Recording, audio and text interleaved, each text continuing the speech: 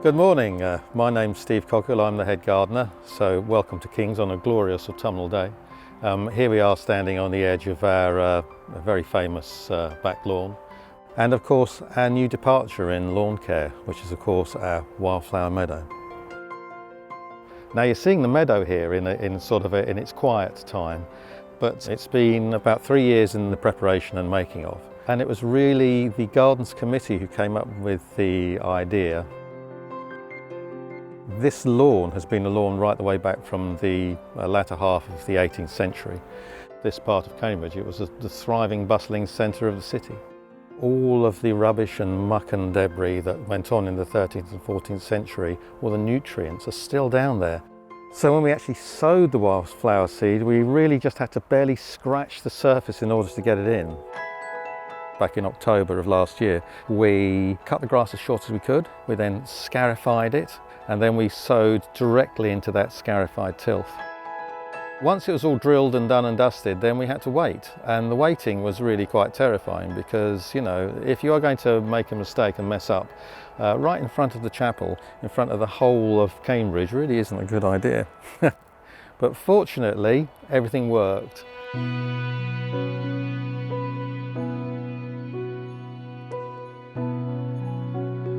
Eventually we want this meadow to look like a sort of a Cambridgeshire / East Anglian hay meadow.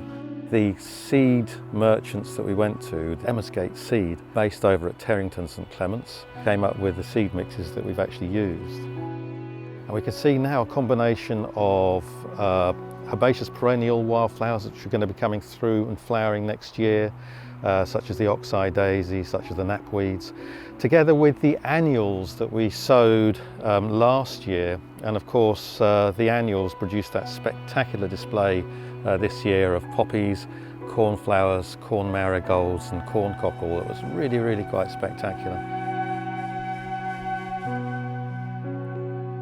And the colour combination of the poppies against the sky blue cornflowers is really something to be seen. It was a great joy.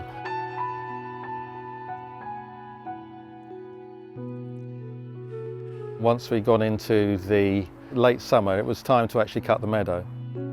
We cut it with a reciprocating blade mower, and then we baled it.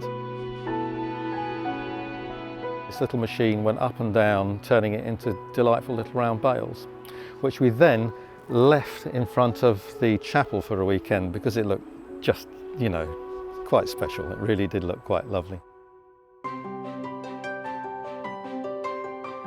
The meadow is now in transition, and the trick now is to manage the sward so that we still have colour.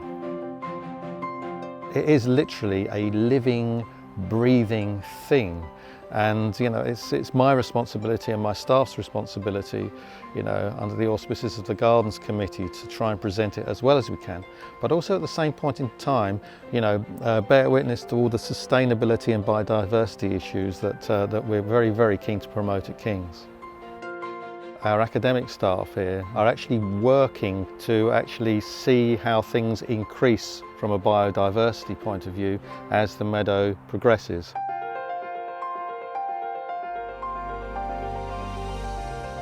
One of the great things about King's College is the way it approaches the future. Because, you know, if the college is going to take this incredibly iconic view and say, yes, let's put a wildflower meadow there, it basically means that, you know, that the brakes are off for wildflower meadow creation, for ecological planting, for you know, practicing horticulture in a more sustainable and biodiverse way, you know, across the country.